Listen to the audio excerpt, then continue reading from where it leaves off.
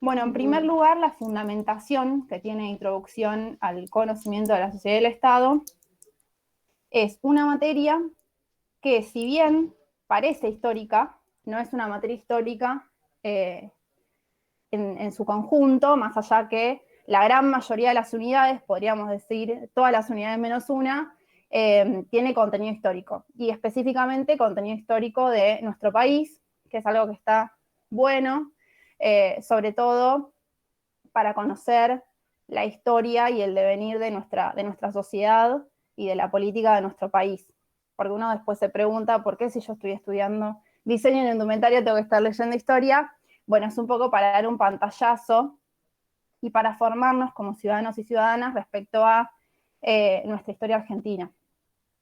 Si bien no es una materia histórica, como ya mencionamos, tiene miradas históricas, o sea, la gran mayoría es historia argentina, pero además tiene miradas sociológicas y politológicas, que es quizás la primera unidad que es más conceptual. Se habla del Estado, que es el Estado, los distintos tipos de Estado neoliberal, Estado liberal, Estado de bienestar, de las dictaduras, de la democracia, de los regímenes totalitarios, como todos esos conceptos más puntuales se ven en la primera unidad y tienen que ver más con la sociología y la ciencia política. Pero obvio que después se relaciona con la historia, porque ver la democracia o los golpes de Estado es mejor ver esos conceptos en su perspectiva histórica y ver en qué momentos históricos hubieron golpes de Estado, hubieron desestabilización, en qué momento las instituciones tuvieron mayor vigencia, en qué momentos menos. Y es una materia que analiza el rol de los distintos actores, los intereses de esos distintos actores, cómo se vincula también con las acciones que realizan esos distintos actores, y cómo eso se reproduce o se relaciona con la lucha política en nuestro país. Los actores pueden ser individuales, colectivos, las instituciones, todo eso son los actores. Hay que ver en qué etapa cada uno de esos predomina y obviamente qué relación tiene con la lucha política en nuestro país. Después, algo que es clave y que eso lo va a guiar en toda la materia, es que tiene una perspectiva institucional y hace mucho hincapié, esto puntualmente en el programa es de UBA 21, pero creo que esto está presente en todos los programas de la materia, el enfoque institucional por un lado y después la violencia y la inestabilidad política.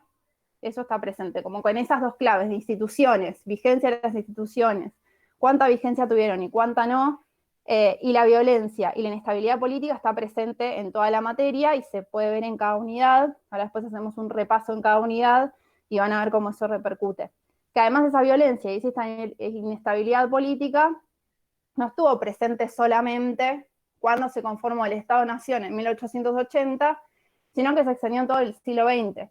En todo el siglo XX vemos que hubieron dictaduras, algunos años de democracia, de vueltas dictaduras, pujas políticas súper cargadas de violencia, y que recién tenemos estabilidad política, digamos, en el 83, con la vuelta de la democracia, y que desde el 83 hasta ahora estamos viviendo el periodo más largo de democracia en nuestro país, con desestabilizaciones, porque el 2001 también, una crisis política, social, económica muy grande, que generó desestabilizaciones y las instituciones obviamente estuvieron en ese momento bastante inestables. Después hay algunas cuestiones claves de la estructuración del programa. Si hay alguna duda en el medio, pues por ahí puedo ir muy rápido, frénenme, que lo vamos charlando. También lo pueden escribir por el chat, si no tienen micrófono, si quieren escribirlo también, siéntanse libres de hacerlo. La línea de estructuración del programa es esto que mencionaba. Los conflictos que ocurrieron a lo largo de la historia de nuestro país y de las reglas que garantizaron el acceso al poder y la permanencia en el poder. Y esto obviamente tiene que estar combinado con, o sea, es la historia argentina en relación con los conceptos que se dieron en la primera unidad. Por eso, por ejemplo, cuando hablamos de Estado neoliberal, que es un tipo del Estado, está bueno ponerlo en perspectiva histórica. O sea, ¿en qué momento de la historia hubo un Estado neoliberal? ¿O Estado de bienestar? ¿En qué momento de nuestra historia argentina hubo un Estado de bienestar? Está bueno ir relacionando y jugando con eso y ver en qué momento este concepto que nos dieron en la primera unidad se puede aplicar a la historia argentina. Bueno, respecto a las unidades, esto, bueno, la primera unidad generalmente son 6 o 7 unidades, la primera unidad siempre es más conceptual, que recurre a herramientas más sociológicas y politológicas, que son estos los conceptos, acá tengo algunos anotados, que bueno, en primer lugar el concepto del Estado, cada autor tiene una concepción distinta de lo que es el Estado, ahí ustedes guíense por lo que los docentes le dieron de cuál es la definición de Estado. Puede ser que en algunos casos le hayan dado más de una definición de Estado y contraponer autores, como que dice Weber del Estado. Está bueno que eso lo tengan presente. Después, bueno, ¿qué es la sociedad? Las instituciones, que es, como les mencionaba recién, algo que atraviesa todo el programa, toda la materia. Bueno, los tipos de Estado, Estado democrático, Estado liberal, Estado fascista, Estado de bienestar, Estado neoliberal, la democracia y la diferencia entre democracias y poliarquías, los golpes de Estado y las interrupciones institucionales, bueno, las dictaduras, la diferencia entre dictaduras y totalitarismo.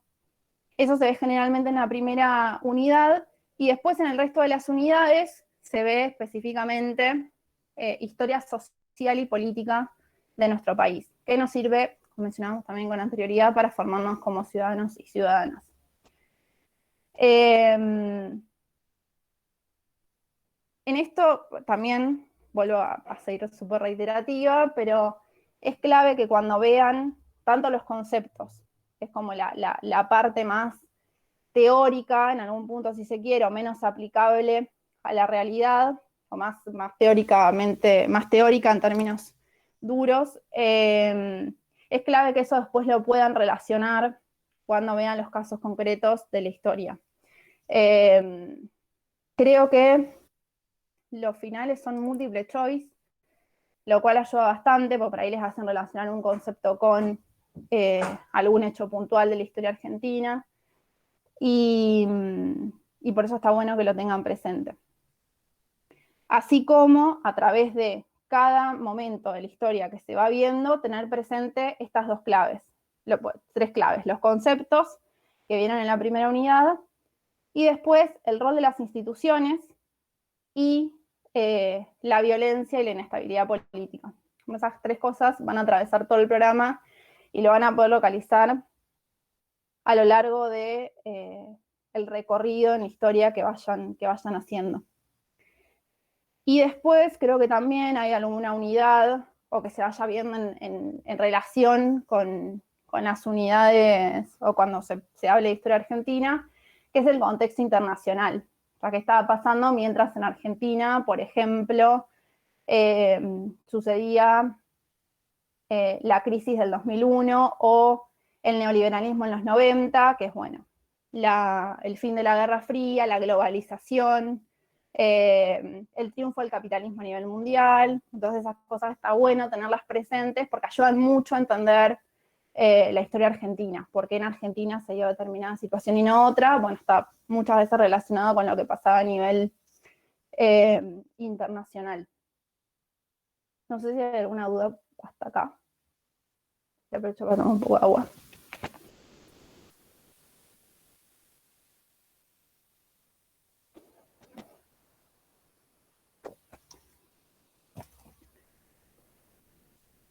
Genial.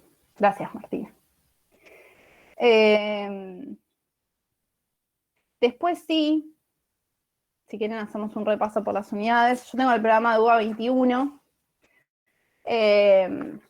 pero o sea, estoy casi segura que en términos generales todos los programas son bastante parecidos o que abordan esto, como la importancia en las instituciones, la violencia y la inestabilidad política, y que hacen un recorrido en la historia argentina. Lo que puede variar son las miradas. O sea, cada autor tiene un marco teórico, cada docente elige los autores que que quiere trabajar con sus estudiantes, entonces puede variar eso, pero en términos generales, la historia es una, lo que varían son las interpretaciones que los autores hacen de la historia.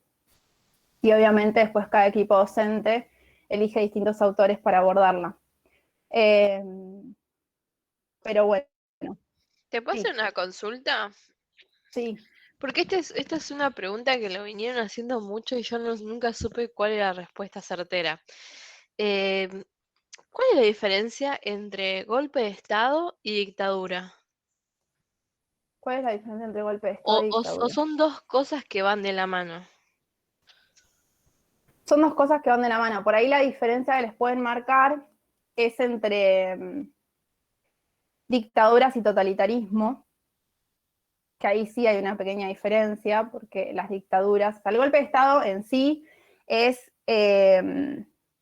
la irrupción institucional. O sea, cuando se hace un golpe de Estado, en algún punto se ponen en stand-by, digamos, las instituciones conocidas hasta ese momento.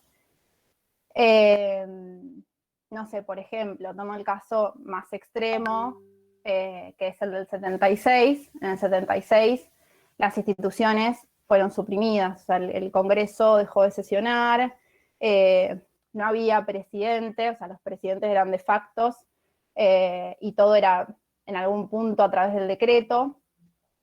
Bueno, los sindicatos también estaban prohibidos, la participación política de la ciudadanía estaba prohibida, todas las instituciones, las organizaciones políticas, obviamente, fueron suprimidas. Todos los golpes de Estado tienen un grado de eso, como de interrupción de las instituciones. No sé, el del 55, que fue el golpe a Perón, la Revolución Libertadora, también, o sea, se proscribió el peronismo, que es un partido político, que además tenía organizaciones políticas que conformaban el peronismo, las expresiones derivadas del peronismo estaban prohibidas, entonces eso hay una cierta interrupción de las instituciones.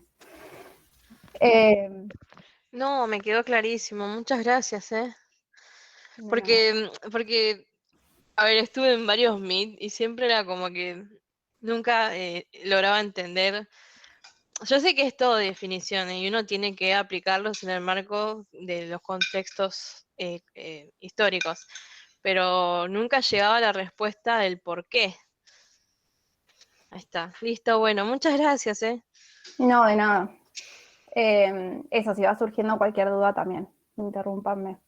Las que no voy a responder, pues también puede ser que sea algo súper puntual, seguiremos charlándolo después de la reunión de Meet, a través de Instagram, les puedo dejar mi número de teléfono o el de AUS y seguimos respondiendo preguntas.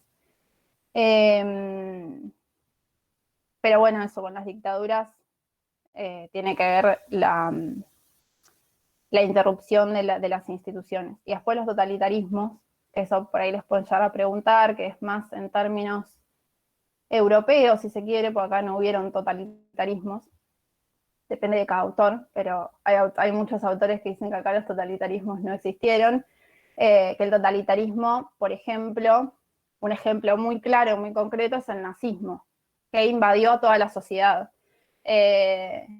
con una forma de ser, de pensar, con una ideología concreta que se extendió a toda la sociedad. Eso es un totalitarismo, y las dictaduras no llegaron a tanto, por lo menos acá en Argentina. Obviamente que hubieron lo mismo, hubo genocidio de quienes pensaban distinto, pero no hubo tal grado de hegemonía cultural y política como en el totalitarismo, en el caso de las dictaduras argentinas. Pero bueno, respecto a los conceptos, que esto es como un tip para estudiar, está bueno que se hagan una especie de glosario, como lo pueden hacer en compu o también escrito, de lo que significa cada concepto. Si pueden explicarlo con sus palabras es mucho mejor, porque les va a ayudar a entenderlo muchísimo más, pero si no, copiarlo textual del texto también sirve, y estudiarlo desde ahí también sirve. No es recomendable estudiar de memoria, así tener el apunte y algunas referencias de cada concepto, porque está bueno que si lo sacan, si lo extraen del texto y hacen sus propios resúmenes, eso también les puede ayudar muchísimo a aprenderlo. Pero obvio, cuanto más o cuanto menos de memoria sea el estudio de un concepto, más de los procesos históricos, más les va a servir porque más lo van a internalizar. O sea, dentro de 1 año, 2 años, cuando les pregunten, no sé, qué pasó en la dictadura del 76, si ustedes hicieron todo un proceso de entenderlo, de poder aprenderlo de alguna forma, les va a servir mucho más y les va a quedar para toda la vida. Que es muy distinto estudiarlo de memoria, que por ahí se lo acuerdan para rendir el examen, pero el otro día ya se olvidaron. Está bueno como hacerse sus propios resúmenes con sus propias palabras, marcándose con colores, eso ayuda muchísimo. Bueno, después de la unidad 1, que son conceptos y definiciones, que está bueno hacerse en una hojita, un glosario de qué significa cada concepto, explicado con nuestras palabras, viene todo el recorrido histórico. Que 921 es de la unidad 2 a la unidad 6, pero por ahí, en algún otro programa, se agrega alguna unidad más, pero no mucho más que eso. Y se ve de contenido histórico desde la Constitución del Estado-Nación, que es 1880, hasta el 2001, que es la crisis social, política, cultural, económica 2001. O sea que hay bastantes años ahí para darle manija. O sea, tengan en cuenta que nosotros en historia, todo este periodo histórico lo vemos en 3 materias distintas.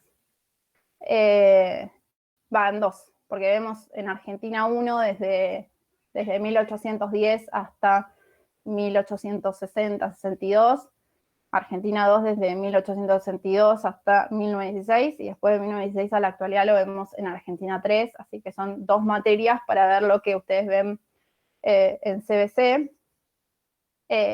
Obviamente que es un poquito más acotado, así que eso es más un pantallazo como para que sepan qué sucedió en cada uno de estos periodos históricos o bloques históricos. Así que bueno. Primero que nada, es interesante esto que les mencionaba con anterioridad, que no se aprendan de memoria los textos, que tengan en cuenta no tanto las fechas y los nombres específicamente, salvo algún nombre importante, ¿no? Qué sé yo. Es la ley Sáenz-Peña, como saber que Sáenz-Peña fue quien hizo la ley Sáenz-Peña en 1812, por ejemplo, Uriburu en el golpe de 1930, como nombres muy puntuales o fechas muy, muy, muy concretas que den cuenta de un periodo, pero no es necesario que se aprendan todas las fechas de memoria ni todos los nombres de memoria, porque no tiene mucho sentido. O sea, ni siquiera nosotros no sabemos los nombres de todos, o sea, nosotros estudiantes de historia, ni siquiera no sabemos todos los nombres de todos los ministros o todos los presidentes de partidos políticos que hubieron a lo largo de la historia, sino que a grandes rasgos hay nombres muy importantes en la historia que está bueno tenerlos presentes porque dan cuenta de un contexto histórico, pero no se enrosquen con todas las fechas, con todos los nombres, porque no tiene ningún tipo de sentido. Era una forma antigua de estudiar historia, ahora se le da más relevancia a los procesos históricos. Por eso cada unidad está separada por bloques históricos. O sea, la unidad 2, en el caso del programa UBA 21, está desde la construcción del Estado Nacional, que es de 1880, con Roca, hasta 1930, que ahí se produce un quiebre y aparece el primer golpe de Estado en nuestro país. De esta unidad 2, lo importante es, bueno, la construcción del Estado y relacionarlo con el concepto de Estado, y todo lo que conlleva el concepto de Estado, ¿no? Como la unificación nacional, el territorio, una misma ideología, con todas esas cosas que vienen en la definición de Estado. Está bueno aplicarlo acá, pues cuando se constituye el Estado como tal. O sea, de 1810, que fue la revolución de mayo, hasta 1880, me acuerdo del profesor C.C. de ICSE cuando lo planteó en la clase, que no se ve en ICSE, pero dijo, bueno, de 1810 a 1880 lo que hubo fue un conjunto de enfrentamientos, tipo, para resumirlo, entre unitarios y federales, o entre la ciudad de Buenos Aires y las provincias, incluida la provincia de Buenos Aires, que se enfrentaban por un modelo de país distinto. Estaban los que querían un país más unitario, con la ciudad de Buenos Aires a la cabeza, la ciudad puerto, y los que querían un país más federal, en el que las provincias tuvieran el mismo peso que la ciudad de Buenos Aires. Triunfó un mix de las dos. ¿Sabes? Tenemos un país federal, pero que también tiene muchos componentes del unitarismo. Así que fue un mix de las dos corrientes.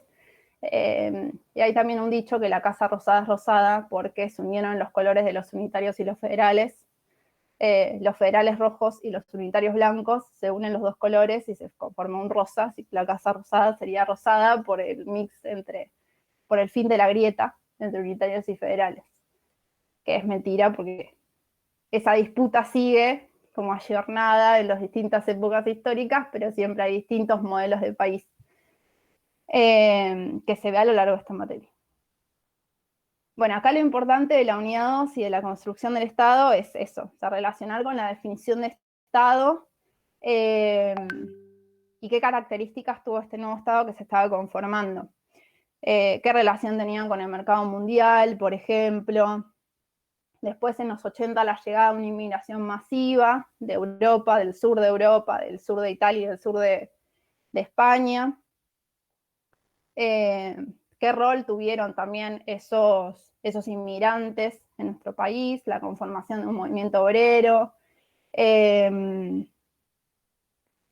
las políticas de integración a estos nuevos inmigrantes que llegaban desde Europa, que es la educación pública, también políticas represivas, que tuvo sobre todo el gobierno de Roca, que está relacionado con el movimiento obrero, porque los inmigrantes traían su bagaje ideológico anarquista y socialista, y obviamente que eso también repercutía en sus luchas en nuestro país, así que también hubo como una fuerte política represiva.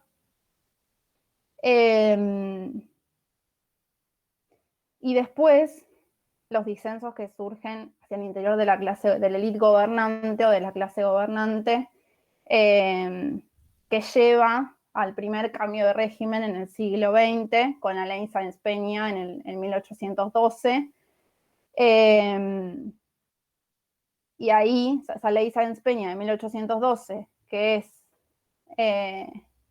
la ley del voto universal y secreto, en realidad no fue tan universal, pues solamente podían votar los varones mayores de 18, pero bueno, tenía el componente de ser secreto, que antes era cantado y muchas veces repercutía el patrón, digamos, a la hora de votar.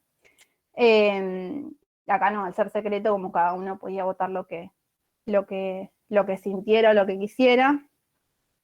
Y esa ley lo que posibilitó fue el triunfo del radicalismo entre 1916 y 1930. O sea, ya no gobernó más esta élite dirigente,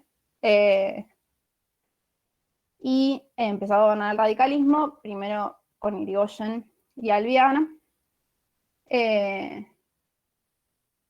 Primero con Irigoyen y Alvear. Y acá también está bueno, una vez que pasamos de el orden conservador de 1880 a 1916 al radicalismo, está bueno ahí relacionar con otro concepto que tienen, que es el populismo, si los radicales fueron populistas o no, como quitándole el término peyorativo al término, para la redundancia, si fueron populistas o no, y qué características tiene el populismo, que está relacionado con un estado de bienestar, que está relacionado con políticas concretas hacia los sectores más desprotegidos, una figura carismática, la relación entre el radicalismo y el populismo, y también fundamentar si creemos que el radicalismo es populista, ¿por qué? Y si creemos que no, ¿por qué no? Después, hay también otro concepto clave, es si era un Estado, así como si era populista o no era populista el radicalismo, si era un Estado liberal o un Estado de bienestar. Y de vuelta, o sea, las características del Estado de bienestar y las características del Estado liberal. Muchas veces decir si es populista o no está relacionado con qué tipo de Estado tenían, porque el populismo se relaciona con el Estado de bienestar, un Estado que está más presente que ausente en términos de las políticas sociales que establece, o la regulación de la economía propiamente dicha. El Estado liberal no regula la economía, el Estado de bienestar sí, hay una fuerte presencia del Estado regulando la economía, el Estado liberal no, y para ver también si el radicalismo era populista o no, hay que ver si tenía un estado de bienestar o un estado liberal. Después, bueno, hay cuestiones más concretas como la relación que tenía con el movimiento obrero, así como el orden conservador de 1880 tenía una política fuertemente represiva, qué políticas tenía el radicalismo con respecto al movimiento obrero. Después cosas más concretas como la reforma universitaria, que eso está bueno que lo tengan en cuenta, pero no pasa el gran proceso de este contexto. Y después también el papel de la oposición, de ese orden conservador que sigue presente, qué sucede, qué rol tenía ese orden conservador frente al radicalismo, que el radicalismo al ser gobierno lo oposiciona en el orden conservador. Y eso nos lleva, al hablar de la oposición del radicalismo, a 1930, que es el primer golpe de Estado de la historia argentina, y eso está bueno tenerlo en cuenta, porque es el primer golpe de Estado y en los demás bloques, de las demás unidades, vamos a seguir viendo golpes de Estado. Entonces ahí aparece uno de los ejes centrales de la materia, que es la violencia y la inestabilidad. Bueno, este nombre está bueno que lo sepa. O sea, 1930 es un año que está bueno tenerlo en cuenta, porque es el primer golpe de Estado y es el retorno al orden conservador. Y ese golpe de Estado lo lleva en Anturiburu, que era un militar. Y se restaura, como mencionaba, el orden conservador. Después, bueno, está bueno tener en cuenta las características de este golpe de Estado, quiénes fueron efectivamente los que efectuaron cada golpe de Estado. Esto no sé si aparece en los textos, pero está bueno también tenerlo en cuenta, que detrás de los golpes en sí están obviamente los militares, que son los que lo efectúan porque tienen las armas y son parte del poder represivo del Estado, pero también hay una clase dirigente civil, que son los que avalan, digamos, que ese golpe de Estado se lleve adelante. Y no es casual que muchas veces, la gran mayoría de las veces, si no todas, los golpes de Estado se lleven a cabo en contra de gobiernos más benefactores, que tenían estados más benefactores, o en contra de gobiernos populistas, si queremos usar los términos o los conceptos de la Unidad 1, se lleven adelante en contra de esos gobiernos y no en contra de los gobiernos conservadores. Hay un caso que sí se lleva en contra de un gobierno conservador, ahora lo vamos a ver. Bueno, en el medio de 1930, y acá viene el contexto internacional, se da el paso entre la Primera Guerra Mundial, que termina en el 18, y la Segunda Guerra Mundial. O sea, estamos en un periodo de entreguerras en el que en Europa está todo bastante caldeado y hay enfrentamientos entre las distintas potencias europeas. Así que está bueno ese contexto tenerlo en cuenta. Y después nos lleva a el golpe de 1943, en un contexto en el que se venían produciendo transformaciones hacia el interior de la clase obrera y de los sindicatos.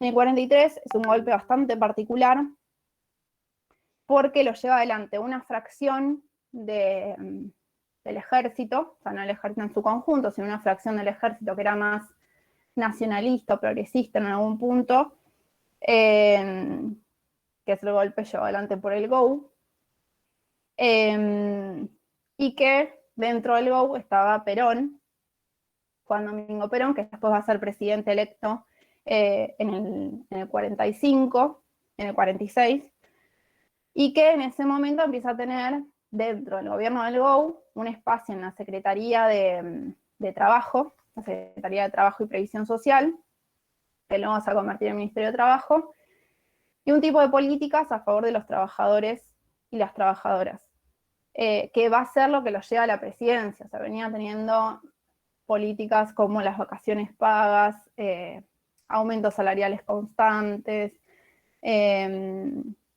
obras sociales, toda una serie de políticas que benefician a los trabajadores y que va a ser el principal apoyo de Perón cuando llega a la presidencia.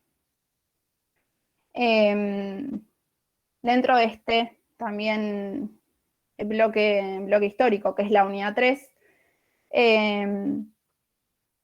vemos la llegada de Perón a la presidencia. O sea, en base a todas las políticas sociales en defensa de los trabajadores y en beneficio de los trabajadores que va teniendo Perón, se va gestando un movimiento que termina siendo el peronismo, y que lleva a Perón a la presidencia. O sea, en 1945 a Perón lo meten preso un sector conservador del ejército, que como mencionamos anteriormente, esos sectores conservadores del ejército estaban apoyados por los sectores conservadores de la sociedad civil. Y en el 45 hay una gran movilización de trabajadores y trabajadoras en la Plaza de Mayo, el 17 de octubre de 1945, que termina con la liberación de Perón, y que lo impulsa hacia la presidencia, que después asume en 1946 con una gran mayoría de los votos. Acá entra de vuelta, cuando hablamos del peronismo, cuando hablamos de Perón o de los gobiernos de Perón, desde el 46 al 55, que es derrocado, entra de vuelta esta discusión de si era un estado de bienestar o no, que yo creo que sí que era un estado de bienestar, y estoy completamente segura que la bibliografía dice que es un estado de bienestar, y el término de populismo. Esto de vuelta a una figura carismática que lleva adelante una propuesta del estado de bienestar, que regula la economía, que tiene políticas sociales y también económicas a favor de los trabajadores. Así que en ese sentido también está bueno relacionarlo con estado de bienestar y con populismo, porque un ejemplo, me parece claro, de tanto de estado de bienestar como de populismo es el peronismo, sacándole toda la connotación peyorativa que después a lo largo de los años fue adquiriendo el concepto populismo, que ahora, no sé, en los medios lo escuchamos que el populismo como algo malo, en realidad es un concepto que trata de explicar distintas épocas de la historia. Pero bueno, después acá hay otra cosa importante para relacionar con los conceptos de la primera unidad, que es, además de populismo y estado de bienestar, si el peronismo fue autoritario o no, el concepto de autoritarismo, y el concepto de poliarquía, que lo relaciona o lo contrapone con democracia. Ahí también, como depende de los autores que ustedes tengan para leer, hay una serie de autores que dicen que sí, que el peronismo fue autoritario, y hay una serie de autores que dicen que no, así que eso también va a depender mucho de la visión de los autores que ustedes tengan para leer. Yo me inclino por el no, pero bueno, también depende mucho de lo que tengan para leer y si lo pueden argumentar, porque si los docentes les dicen y les dieron textos para leer que el peronismo fue autoritario y les explica por qué fue autoritario, sigan esa línea, porque es lo más probable que los lleve a aprobar el final, pero si les dan para contraponer bibliografía, algunos autores que dicen que sí y otros autores que dicen que no, ahí ustedes pueden argumentar como como les parezca o como quieran o como más les convenga. Lo que pasa que, bueno, perdón, disculpa. Lo que pasa que ponerle en el caso de UBA 21, cuando vos haces el examen, te dicen, según el texto de Romero, y para Romero, Perón era autoritarista. Claro, Entonces tenés que poner que sí, porque si no, después te ponen no, que no probaste. claro. Bueno, eso está bueno que lo traigas acá. O sea, si en el examen les pregunta, según tal autor, que en este caso Romero, que Sí, sí, obviamente para Romero es autoritario y es lo peor que hay en el mundo, el peronismo, para Romero, o sea, está bueno responder lo que es para Romero, independientemente de lo que nosotros creamos que sea o que no sea.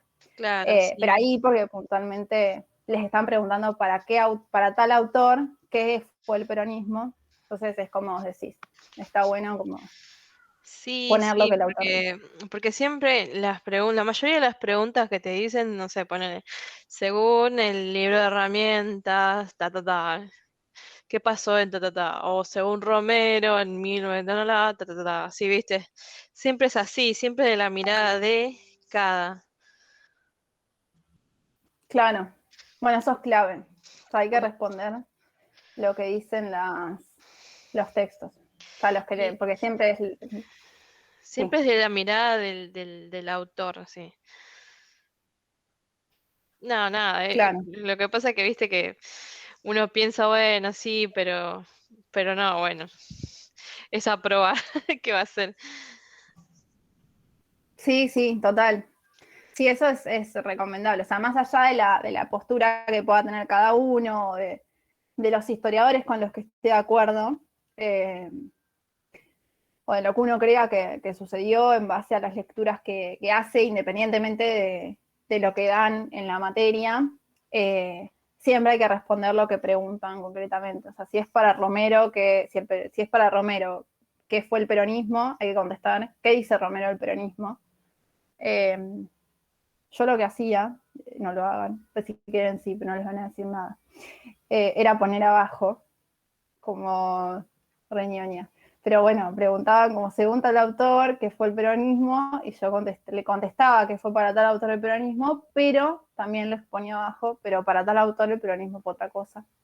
Eh, pero bueno, no es necesario. O sea, siempre es necesario contestar lo que preguntan. Si ustedes quieren dejar asentada su postura, además de contestar los que les preguntan, también es válido y está bueno porque es parte del pensamiento crítico y del espíritu crítico que la universidad también apunta a generar. Eh, pero siempre respondan lo que les preguntan según el autor que les están preguntando. Después, si ustedes quieren rellenar con otra cosa, está buenísimo porque da cuenta de lo que piensan y de este fomento del espíritu crítico al que apunta la universidad también. Pero bueno, es como dice Jime, siempre responder principalmente los que les preguntan. Yo quería Eh, agregar algo que viene, sí, perdón, Loli, que claro, tengan en cuenta que en las ciencias sociales la mayoría de las materias es interpretar interpretaciones más, si hablamos de historia, bueno, Loli y yo estudiamos historia, entonces sabemos que todo el tiempo vamos a leer a alguien hablando sobre tal cosa, porque son las cosas que nos acercan al pasado. Mm, Y siempre es un recorte, depende de la ideología del que escribe, del momento en el que escribe, de lo que piensa, depende de un montón de cosas. Entonces, quizás si no están de acuerdo con lo que escribe tal autor, está bueno igual incorporarlo porque te suma más información, que nunca hay información que esté de más. También para criticarlo, ¿no?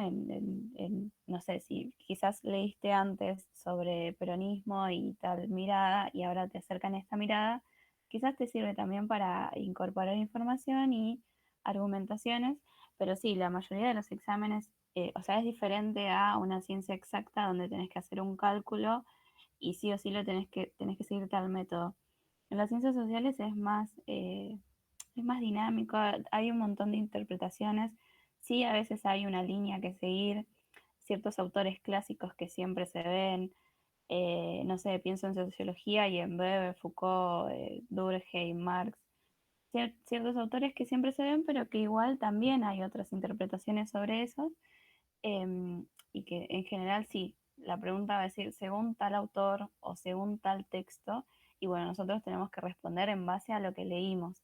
Podemos tener una mirada diferente, obvio, siempre es válido, mejor suma, pero nada, comúnmente en la modalidad de examen es responder en base a lo que te piden. Entonces, quizás si dan su opinión de una sin responder lo que dice tal, te lo toman como que no respondes a la consigna, porque la consigna es según, no sé, según Romero, qué pasó tal y tal. Entonces, enfóquense siempre en responder a la consigna. Y después todo lo que sume, obvio, no está de más.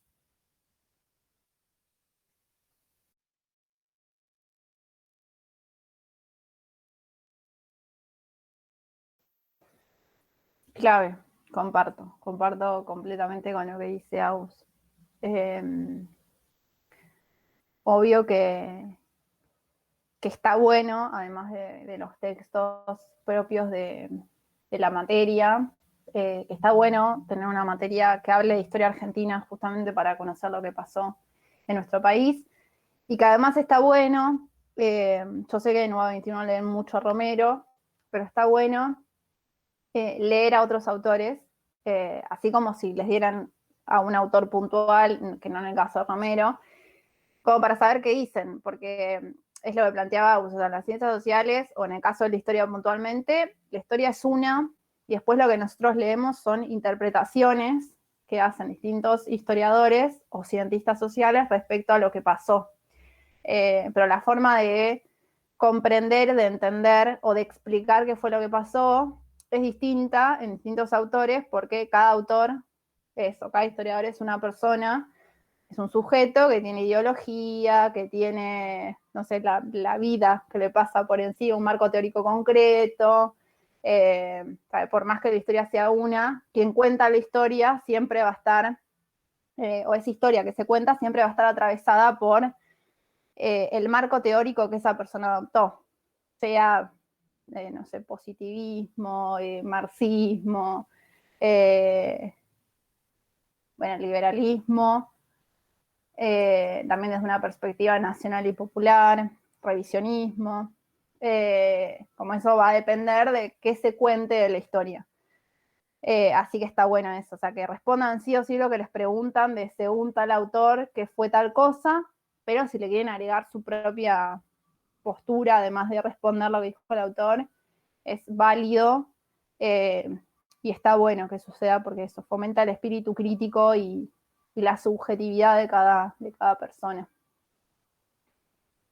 Bueno, la unidad 3, que iba del golpe del 30 a el peronismo, o hasta todo el peronismo hasta que derrocan a Perón.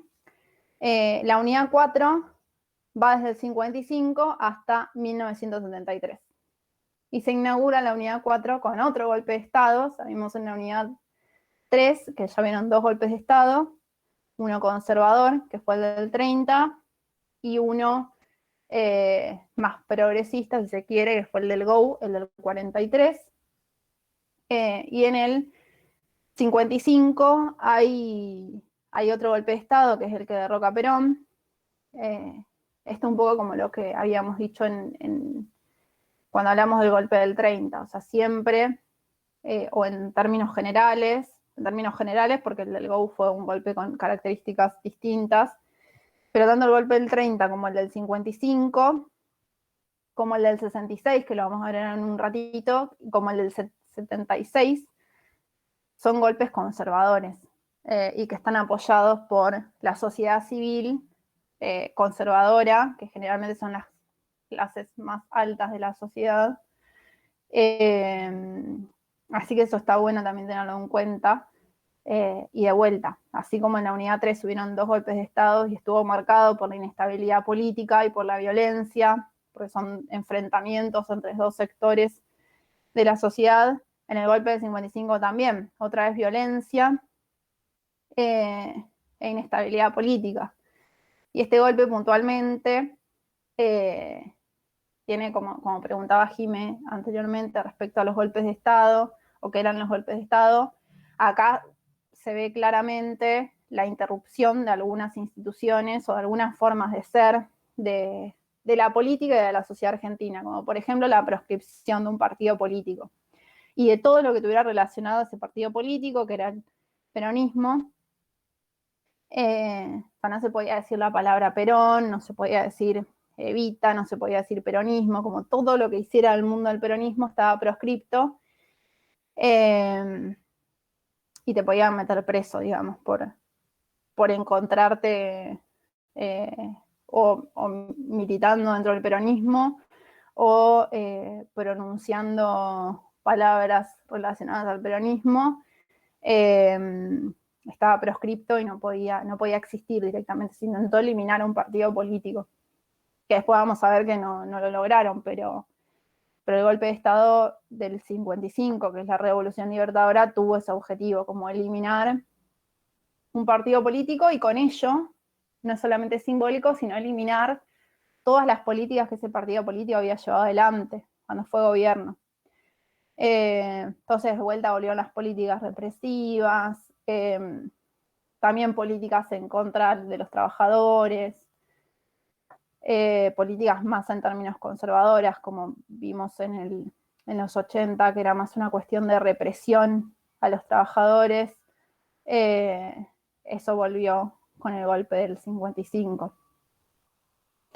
Pero a su vez, el peronismo, por más que estuviera proscripto, no dejó de existir. O sea, había todo un conjunto, un grupo de la sociedad que seguía siendo peronista, se seguía sintiendo peronista y seguía militando clandestinamente al peronismo. Ahí surgieron organizaciones con nombres que no era, por ejemplo, Juventud Peronista, sino era la Juventud Popular, por ejemplo. Esto no sé si existió, pero o sea, seguía existiendo la militancia peronista sin decirse que era peronista, digamos. En Neuquén, yo soy de Neuquén, así que les voy a contar esta anécdota, pero en Neuquén, el Movimiento Popular Neuquino, que es el MPN, que actualmente gobierna la provincia, se creó en el 55 y es Movimiento Popular Neuquino porque era peronista, porque el peronismo estaba proscripto, porque quienes crearon ese partido político eran peronistas, y en realidad la P popular era peronista, era partido, Movimiento Peronista Neuquino, pero no se podía usar la palabra peronista, entonces pusieron popular y quedó MPN igual. Pero bueno, cosas como esas subieron en todo el país, digamos. Y ahí se empieza a formar la resistencia, o sea, que es esto, el peronismo sigue existiendo, por más que no se dijeran que eran peronistas, la militancia peronista sigue existiendo, y generaron la resistencia peronista, que lo que hizo fue que cayera el golpe del 55 y que se hubieran nuevamente elecciones, de las que el peronismo no podía participar porque estaba proscripto, y triunfó con el apoyo del peronismo el radicalismo en manos de Frondizi, que tenía un modelo económico desarrollista, pero que obviamente el peronismo lo había apoyado porque Perón, o sea, lo había dispuesto de esa forma, pero después le sacaron el apoyo y Frondizi no pudo continuar y hubo un nuevo golpe de Estado en el 66, también de orden conservador. Perdón, disculpa. Sí. En esta época es lo que le dicen, bueno, el autor le llama el empate. Romero dice que le llama el empate. ¿Me podrías explicar, por favor, por qué le dice el empate?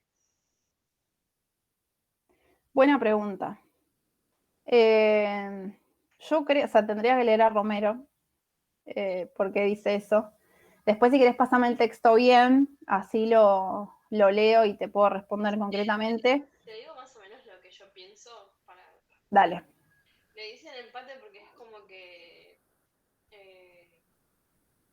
las fuerzas antiperonistas y los peronistas, como que era un tire y afloje a ver quién tenía como más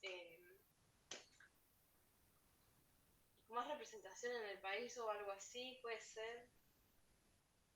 Sí, En mi cabeza me la hizo así, pero la verdad es que no lo... sí, te iba Bueno, a decir eso. no sé si alguien leyó el de Romero esta parte, si alguien puede decir. Nadie. No, te iba a decir eso, o sea, que yo intuía que era por ese lado. Como un tire de afloje entre esas dos fuerzas. Claro, Entre que de las... hecho ahí determina. Sí. No, sí, sí, sí. Ah, no, que hay determinados gestos, digamos, del peronismo que apoyan en las vueltas de la democracia, ¿no? Como en el 55 un golpe de Estado, en el 58 es electo Frondizi. Frondizi es electo y triunfa gracias al apoyo del peronismo, pero después el peronismo le saca el apoyo a Frondizi, de vuelta un golpe de Estado, como que sí, hay todo un empuje. Claro. Acá dice que es como que no entiendo bien por qué le sacaron el apoyo. Si Frondizi hizo un pacto con Perón. Claro, bueno, ese pacto después se rompió. Mira, acá están diciendo. Dice, se produce un empate entre peronistas y antiperonistas. Creo que también dice algo así como fuerzas sociales antiguas y modernas. Ujú. Pero por qué le sacaron el apoyo que... ¿Por qué? Era, o sea, si bien era, fue un gobierno por elección, no era democrático. Es un gobierno semidemocrático este. Claro, porque en realidad, o sea, para que sea una elección democrática, digamos, todas Sí, las expresiones políticas tienen que poder participar.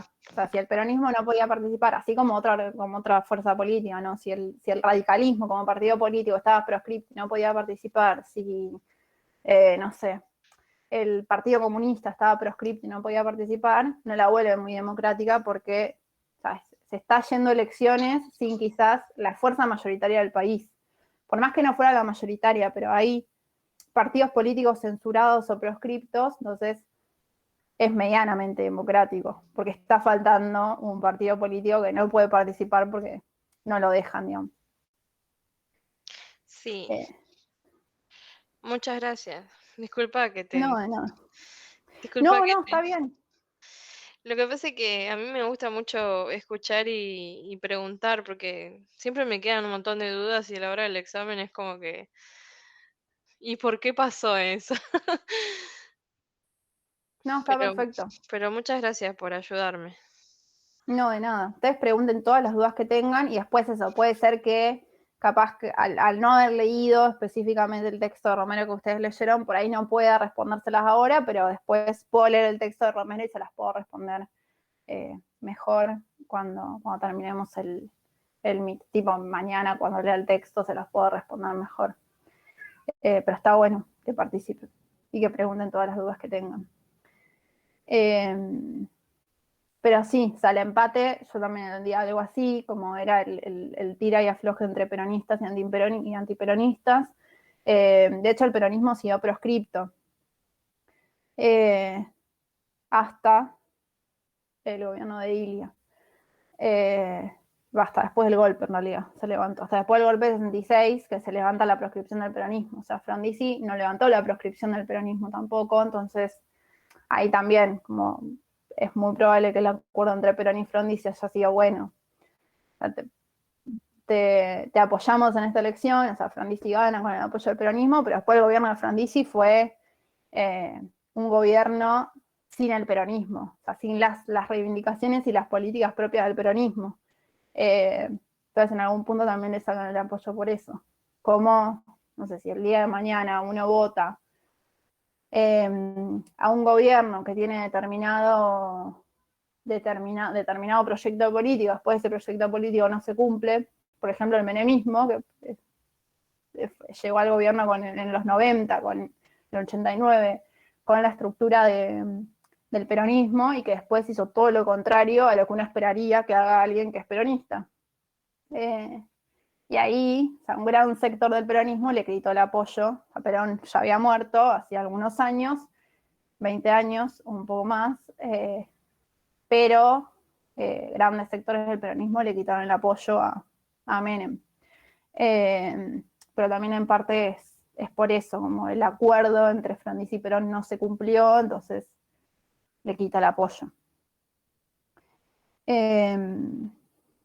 Y después viene el golpe del 66, o sea, este momento entre peronistas y antiperonistas y el empate del que habla Romero, que es del 55 al 73, son años en los que, casi 20 años, en los que hay dictaduras y van alternando dictaduras y gobiernos democráticos o semidemocráticos, como decía recién Jime, por la proscripción del peronismo. Y ahí como se ve claro esto, como bueno, 5 años de dictadura, 3 o 5 años de democracia, de vuelta 5 años de dictadura, 3 o 5 democracias, como un periodo súper inestable.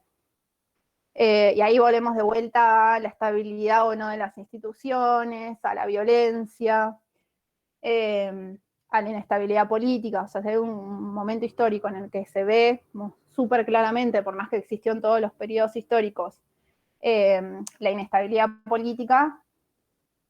Este periodo de la Unidad 4, del 55 al 73, se ve, pero súper claro.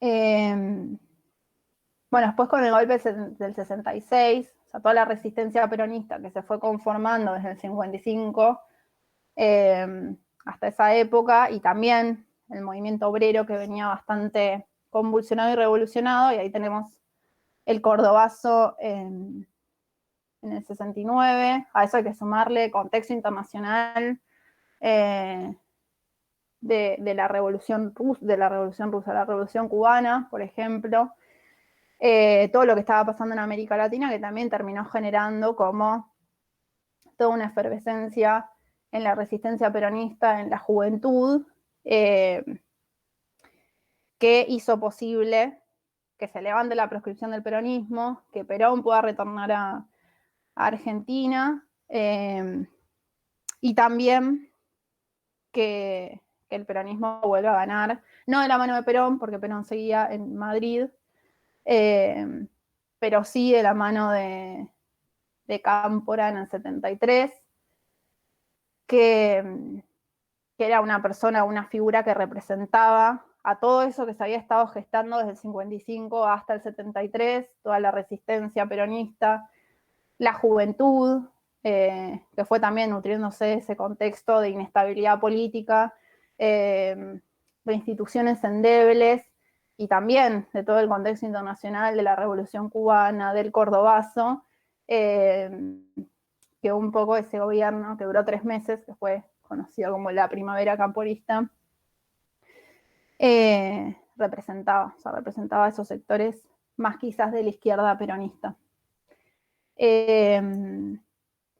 Después, bueno, pasados esos 3 meses, que Perón retorna a Argentina y Cámpora renuncia y Perón asume como presidente nuevamente. Que no dura mucho porque en el 74, el 1 de julio del 74, muere y queda el gobierno a cargo de la vicepresidenta, que era su esposa en ese momento, que era Isabel Martínez de Perón. Y bueno, esta unidad 4 se cierra con eso, con la renuncia de Cámpora, con la primavera camporista, y que probablemente en alguno de los textos narre la libertad de los presos políticos, como todo ese contexto, esos 3 meses de efervescencia, de casi o de contexto en el que uno esperaría que suceda una revolución, que no sucedió, también en el 73 no, pero antes, en los 70, estaba Allende, en Chile, que era del PC, bueno, la Revolución Cubana que continuaba, había como todo un contexto en Latinoamérica de ascenso de gobiernos progresistas, revolucionarios en algún punto también, y de una juventud que estaba sumamente movilizada. Pero bueno, esta unidad 4 termina con eso, o sea, parte de esta puja, de este empate interminable entre peronistas y antiperonistas también tiene que ver con el triunfo de Cámpora, el levantar la proscripción del peronismo, triunfa Cámpora, en algún punto el peronismo triunfa, y vuelve Perón, y ahí pasamos a la unidad 5, que es de la violencia política al terrorismo de Estado. O sea, todas las unidades tienen una fuerte carga de violencia en distintas formas. Pero bueno, golpes de Estado desde la unidad 3 hasta la unidad 6, o sea, en todas las unidades, o sea, en cada periodo de la historia argentina hubieron incluso más de un golpe de Estado. Bueno, con la vuelta de Perón, la renuncia de Cámpora, la vuelta de Perón a la presidencia, empieza a haber ya en ese momento una puja de vuelta hacia adentro del peronismo, entre la izquierda peronista, la derecha peronista, y es un periodo súper convulsionado y muy violento, no solamente en nuestro país, sino en toda la región. Es un contexto en el que también está la Guerra Fría entre Estados Unidos y Rusia, un planeta, digamos, marcado por dos tendencias, tanto el capitalismo como el comunismo, y que en América Latina el comunismo o las izquierdas, quizás no el comunismo solamente, sino las izquierdas, porque también la juventud peronista tenía mucho de revolucionaria, sin abrazar las ideas comunistas. América Latina estaba muy convulsionada y en algunos casos también bastante alineada con las políticas de la Unión Soviética. Y en ese contexto, obviamente, tras la muerte de Perón, empiezan a tomar mayor protagonismo las Fuerzas Armadas, y está bueno tenerlo en cuenta porque el golpe de Estado del 76 no fue solamente en Argentina, sino que ya Argentina era el último país de Latinoamérica que quedaba o que tenía un gobierno democrático. Los restantes países del Cono Sur, o sea, Chile, Uruguay, Paraguay,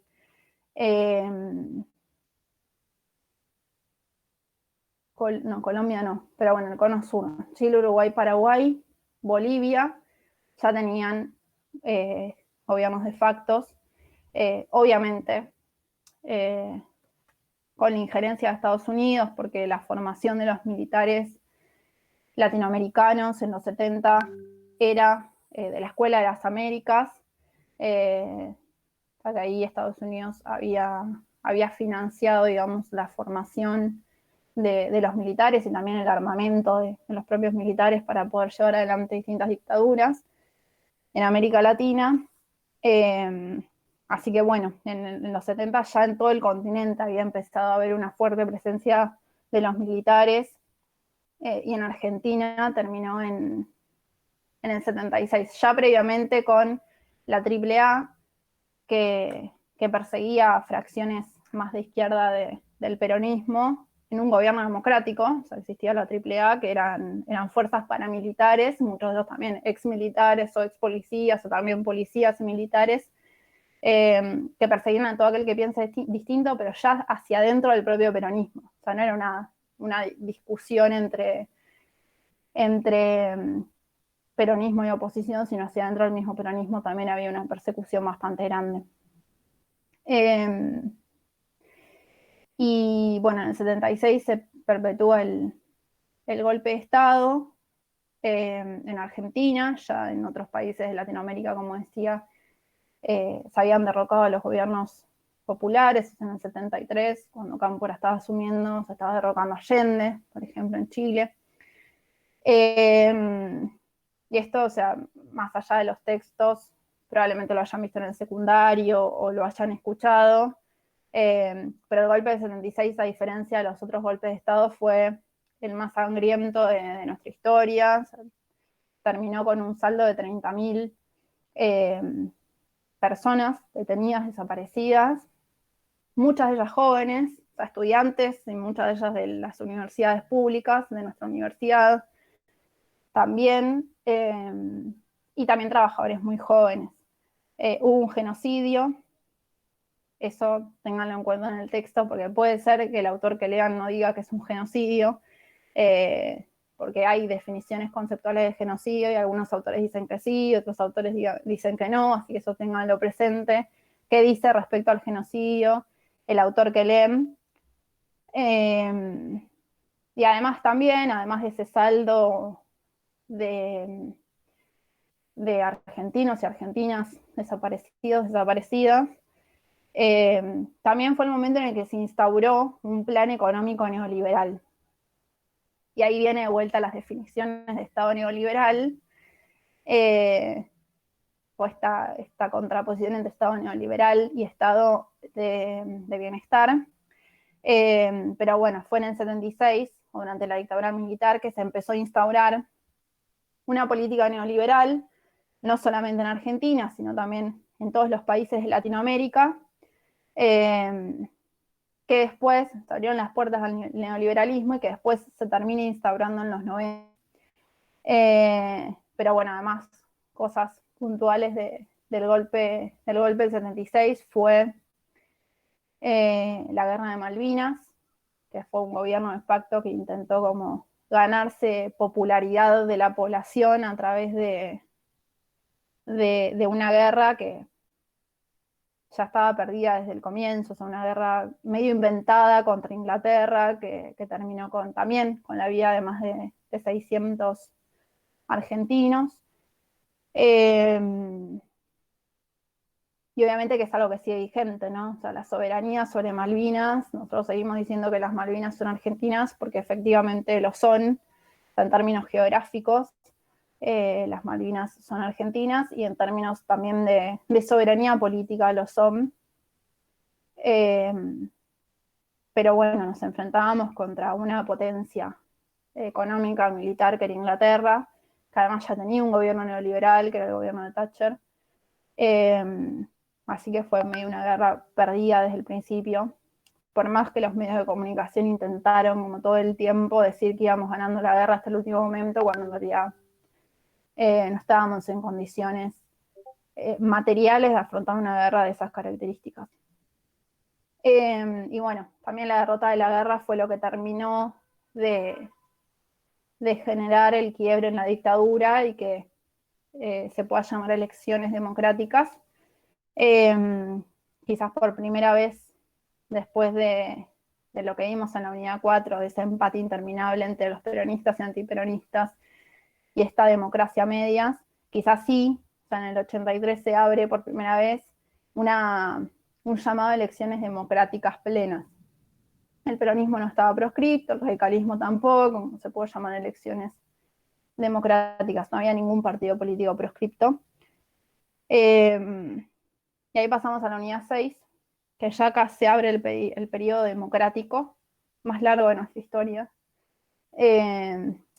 Que sea democrático no quiere decir que no haya habido violencia, ni inestabilidad política, ni institucional, pero por lo menos no tuvimos dictaduras en el medio. Pasamos a la Unidad 6,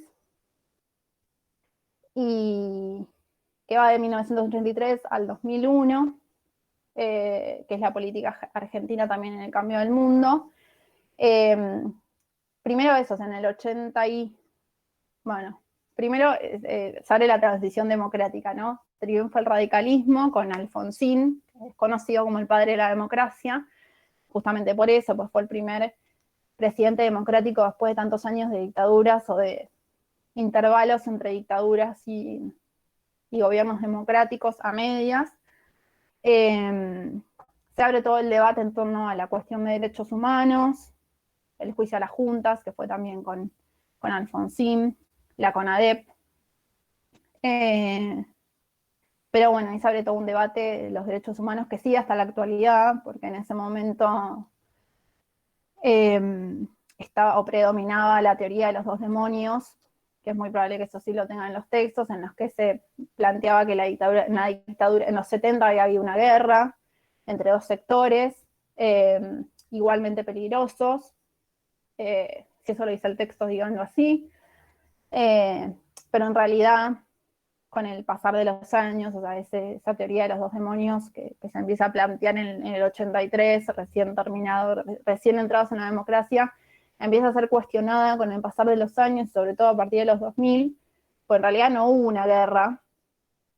Una guerra hay dos sectores que están en igualdad de condiciones, y acá fue terrorismo de Estado, o sea, era un Estado con mucho poder, pues el Estado tiene mucho poder, o sea, tiene todos los recursos de su lado, tiene la fuerza represiva, que es del Estado, como las fuerzas policiales y militares, y del otro lado estaba la sociedad civil, o sea, un conjunto de organizaciones políticas y de militantes políticos, que está bien, pueden haber estado armados, pero no tenían el poder del Estado. Entonces había una desigualdad de condiciones ahí, o sea, un Estado con todos los poderes y recursos que tiene y una sociedad civil que se enfrentó a todo ese poder. Pero bueno, ahí en el 83, con el devenir de la democracia, se abre toda la discusión en torno a los derechos humanos. Y se hace el juicio a las juntas, que es a los 3 militares de las Fuerzas Armadas, y queda ahí. Porque después, obviamente, con el advenimiento de la democracia, las Fuerzas Armadas seguían teniendo bastante fuerza, hubieron 2 intentos de golpe de Estado, los levantamientos de los Carapintada, de la mano de Aldo Rico, pero no trascendieron. Más allá que no hayan trascendido, se firmó un acuerdo entre Alfonsín y esos militares que se levantaron en el 87, si mal no recuerdo, en la tablada. Y está ese famoso discurso de Alfonsín, la casa está en orden, felices Pascuas, que en realidad lo que había firmado era como ponerle un fin a los juicios a los militares.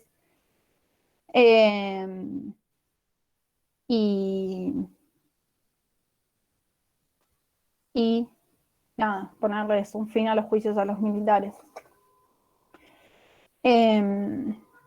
Además, fue un contexto económico bastante complejo, en el que hubo hiperinflación, la moneda estaba muy desestabilizada, la economía estaba muy desestabilizada, el gobierno de facto había adquirido mucha deuda externa, las empresas públicas estaban quebradas, y bueno, en términos económicos eso, o sea, hiperinflación y la economía o las empresas públicas pertenecientes al Estado desguazadas, producto de un gobierno que aplicó sistemáticamente políticas neoliberales, y que además tomó mucha deuda externa, como fue durante el gobierno militar. Bueno, después viene el triunfo de Menem, pero antes Rodo quería decir algo.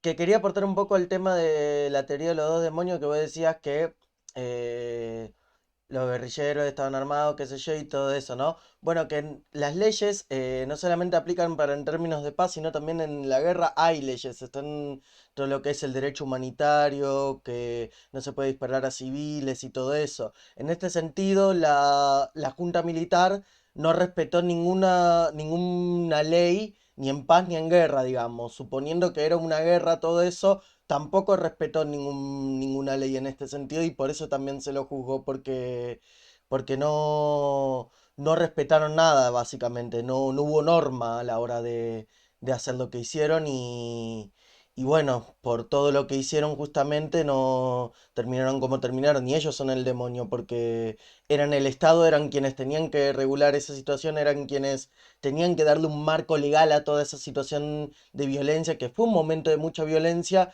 la cual nunca se le dio ningún tipo de marco y por eso se les terminó juzgando.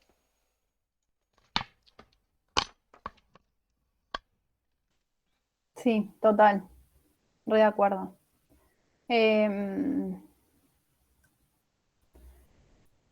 Bueno, después de Alfonsín y de la vuelta a la democracia. Sí. Alguien iba a hablar.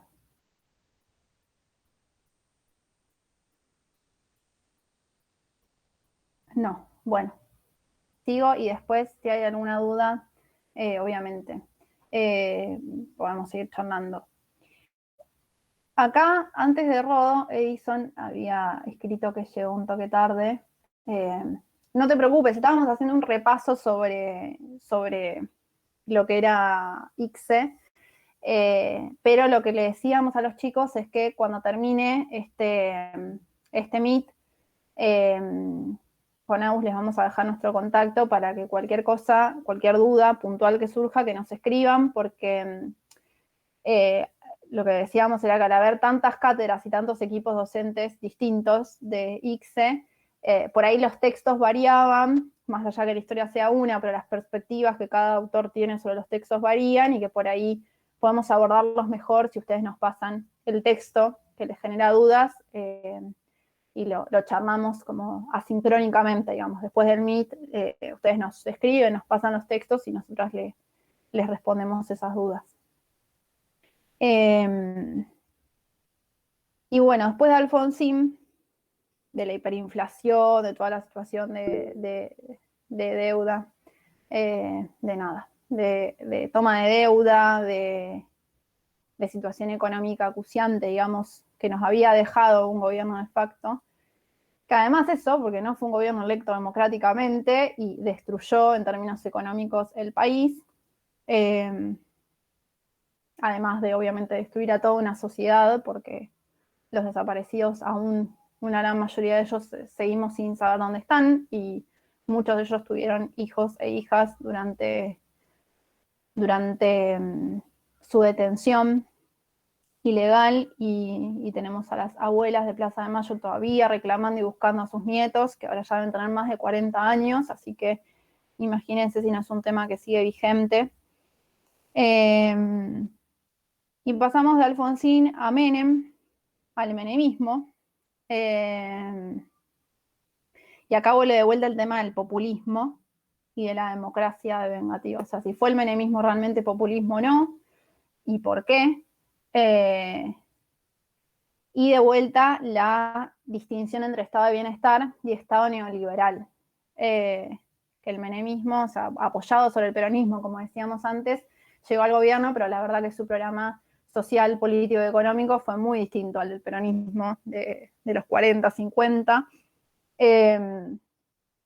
Y no le podemos decir, quizás los autores digan que el menemismo fue populismo, pero esto muy en términos personales, o sea, si el peronismo fue populismo porque tenía determinadas características como un liderazgo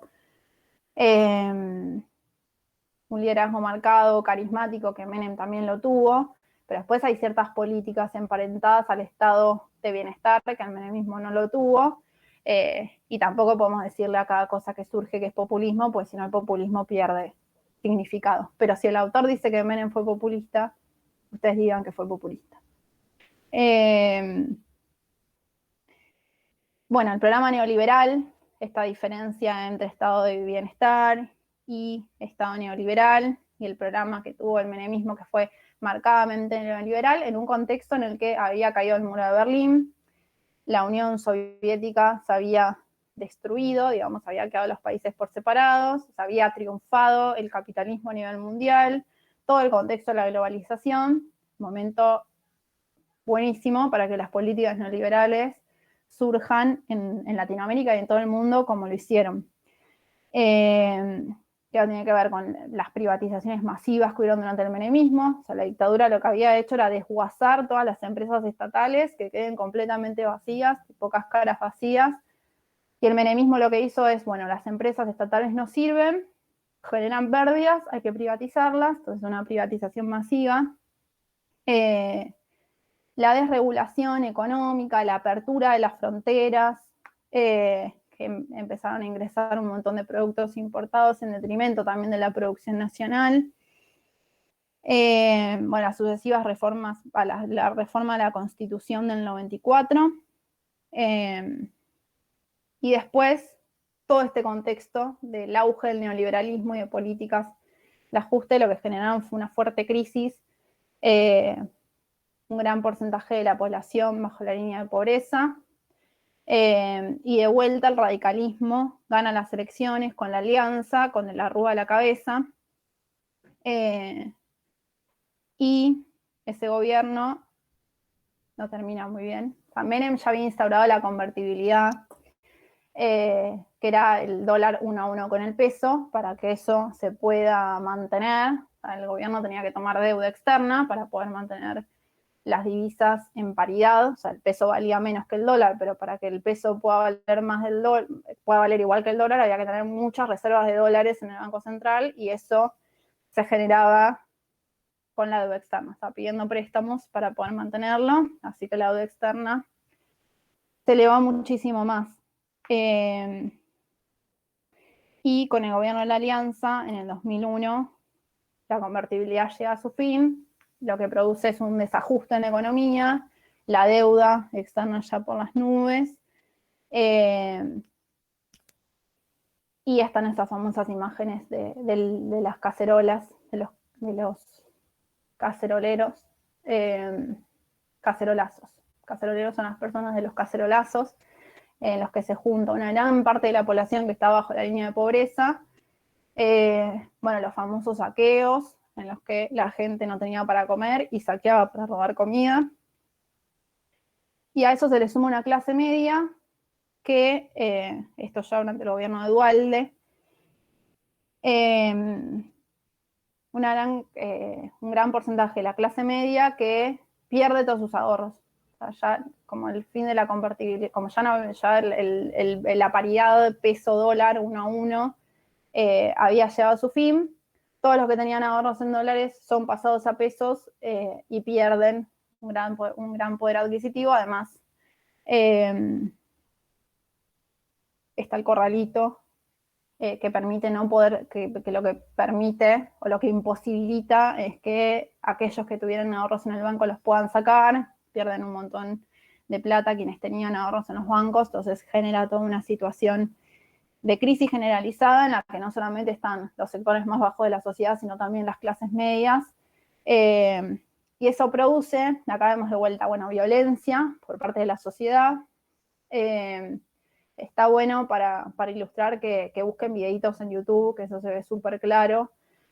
Son medio fuertes, a mí me ponen como medio sensible, pero está bueno como para que vean más o menos qué sucedía. Y bueno, eso, violencia por parte de la sociedad civil, y también inestabilidad de las instituciones, porque durante el 2001, en todas esas movilizaciones, todos esos cacerolazos en los que también hubieron muertos, y se declaró estado de sitio, el gobierno de la Rúa declara estado de sitio y se reprimen a la gente que fue a manifestarse. Esa gente gritaba que se vayan todos, que no quede ni uno solo, y ahí hay una muestra clara de debilidad de las instituciones. O sea, la sociedad civil no cree en el poder político, no cree en el gobierno, no cree en ninguna de las instituciones que estaba establecida, y que la única forma de salir a pelear es como en contra de todo ese orden establecido. Pero bueno, creo que esto no llega, no lo ven en el programa, pero un poco ese orden y esa credibilidad en las instituciones empieza a gestarse nuevamente en el 2003, y bueno, hasta la actualidad, con el gobierno de Néstor Kirchner. La sociedad empieza nuevamente a creer en el poder político, en la institucionalidad, en sus representantes. Así que eso, hasta ahí llega el programa. Sí, tengan en cuenta en este contexto de auge neoliberal lo que estaba pasando a nivel internacional. O sea, la caída del muro de Berlín, la disolución de la URSS y el triunfo de Estados Unidos, y con ello del capitalismo a nivel global. Eso está bueno tenerlo en cuenta. Pero bueno, si alguien tiene alguna duda, sé que Edison tiene.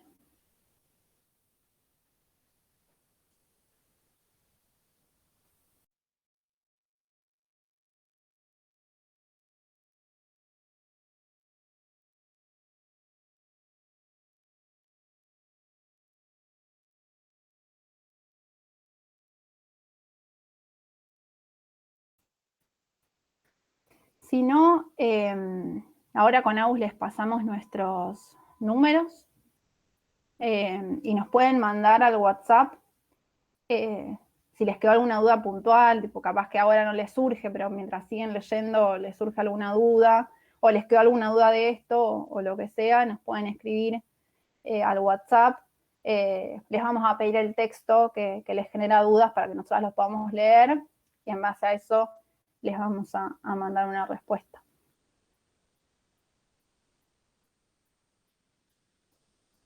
Hola, yo tengo una duda de la materia, ¿viste de la materia de la UBA? Las materias que debo cursar. Quisiera estudiar para la arquitectura Sí. y ¿cuál me recomiendan para cursar? ¿Qué materias debería cursar del UBA 21? Buena pregunta. No sé, son 6 materias.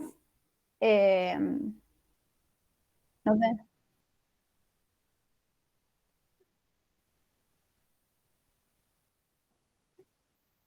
Sí, sí.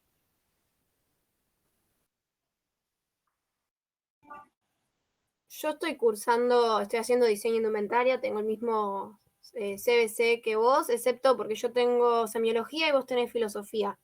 Pero después tenés dibujo que es anual, proyectual que tenés 1 y 2 que termina siendo anual, pero bueno, si querés empezar en el próximo cuatrimestre puedes hacer proyectual 1 y el año que viene en el próximo puedes hacer proyectual 2, con eso no tenés problema.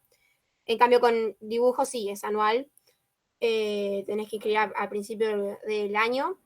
Después las otras, yo te recomendaría que las hagas por UBA 21, que es más fácil por el tema de los parciales y eso, y el final, aprobás creo que con 4 y en CBC creo que se aprueba con 6, no estoy segura de eso, pero después los parciales en UBA 21 podés hacerlos cuantas veces quieras dentro de los 2 días que te dan, hasta aprobar, en cambio en CBC no.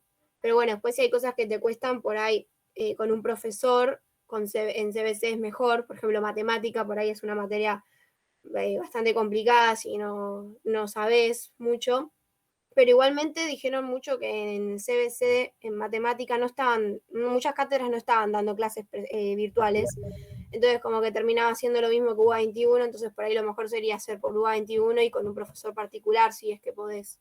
O ver videos, yo estuve viendo videos y la verdad que eso me sirvió un montón. ¿Y qué me recomendarías, o sea, para el UBA 21? Porque yo estoy en sexto, ¿viste? Y es mi último año y quisiera adelantar materias del CBC. Y el próximo cuatrimestre podés anotarte, no sé cuánta carga tenés vos igual en el secundario ahora, de eso lo administrás vos con tus tiempos y lo que puedas hacer, pero por ejemplo yo estoy haciendo ahora 5 y es bastante, yo no estoy como que no puedo más. Pero nada, no sé tus tiempos y eso, pero por lo menos empezá haciendo, no sé, IPC te la recomiendo por intensivo, es muy fácil, muy rápida. ICSE también dijeron que era bastante corta por intensivo, pero solo en intensivo puedes hacer una materia por vez, o sea, si haces, no sé, en el intensivo de verano haces una y en el intensivo de invierno haces otra. No puedes hacer 2 en el intensivo de verano o 2 en el intensivo de invierno, te las tenés que dividir. Esas 2 las puedes hacer tranquilamente por intensivo y va bien. Y después, bueno, vos que vas a estudiar arquitectura tenés que hacer filosofía y matemática. Después las otras, yo te recomendaría que si querés te dejes todo el año que viene para hacer proyectual y dibujo nada más y que trates de meter las otras 4 en el próximo cuatrimestre. Así, dale, ahí me lo anoto. A ver, me dijiste filosofía, matemática. Sí, igualmente vos cuando te inscribís, te saltan las materias que vos tenés que dar por tu carrera. No es que te van a aparecer todas y vos tenés que seleccionar dependiendo cuál. O sea, vos te inscribís y ya sabe que vos sos de la carrera de arquitectura y te aparecen solo las carreras que te corresponden a vos. Sí, entonces tendría que ver eso. Entonces, igual yo tengo bien el tiempo, pero quisiera ya adelantar un poco el CBC, las materias del CBC. Y más que todo quería ver qué me podía ayudar en eso, ¿viste? Sí, eso, yo te diría que si podés, si querés hacer por ahí dejar una sola para el intensivo de verano, si querés, y hacer 3 en el próximo cuatrimestre. Igual esto, si querés, yo te paso mi número y lo hablamos después porque estamos sacando un montón de tiempo de la clase. Y nada que ver. Dale, buenísimo, dale. Porque si no, están ahí.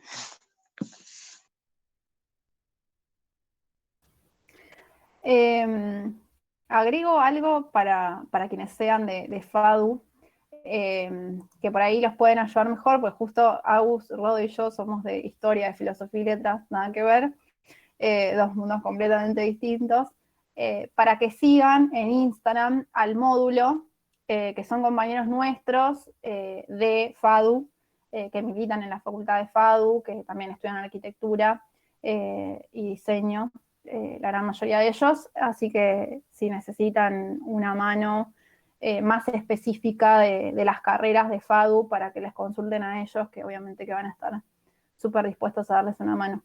Los buscan en Instagram como el módulo. Ahí les mando uno el chat.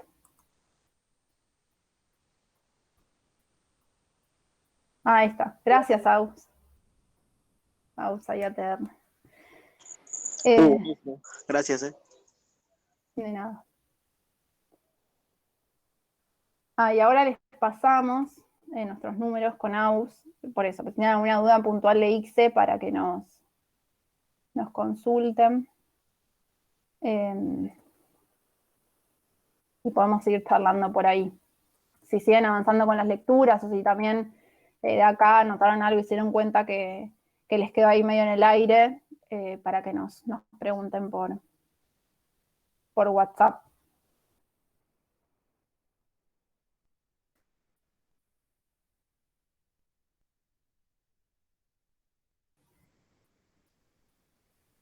Y si alguno de repente se da cuenta que quiere estudiar historia, van a ser muy bienvenidos en nuestra facultad.